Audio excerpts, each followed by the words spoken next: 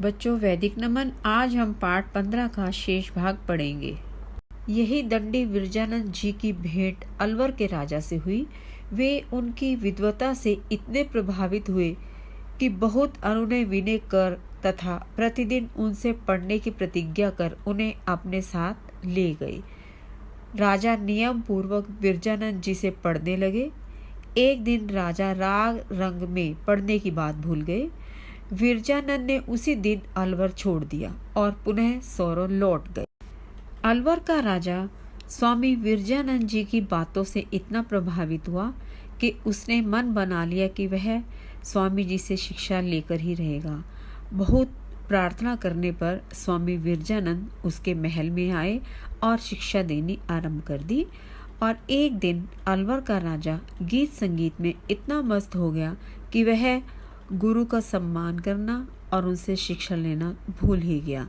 इस पर स्वामी विरजानंद जी को लगा कि अब उन्हें वहां से चले जाना चाहिए और वे फिर सौरव वापस लौट आए। यही उनका एक शिष्य रामदास श्रद्धा पूर्वक इनकी सेवा करने लगा। कुछ दिन पीछे वे मुरसान और फिर भरतपुर होते हुए मथुरा आ विराजे। स्थायी रूप से यहीं इनकी पाठशाला स्थापित हुई और वे जीवन के अंत तक यहाँ रहकर विद्यादान में लगे रहे। यही स्वामी दयानंद जैसे अनोखे वैरागी सुधारक की इनसे भेंट हुई। इस गुरु को पाकर दयानंद के मन की चिरकाल की अभिलाषा भी पूरी हुई। बहुत समय से जो वे गुरु को खोज रहे थे, उन्हें वह सच्चा गुरु मिल गया था। मथुरा में उस समय कोई 50-60 नाना विषयों के विद्वान रहा करते थे और हजारों छात्र विविध शास्त्रों का अध्ययन कर रहे थे।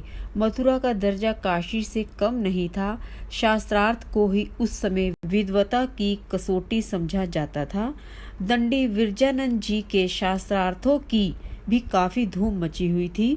उनकी विद्वता की सब पर धाक थी, सब उनको मानने लगे थे और इसलिए कुछ लोग उनके पांडित्य से ईर्ष्या भी करते थे।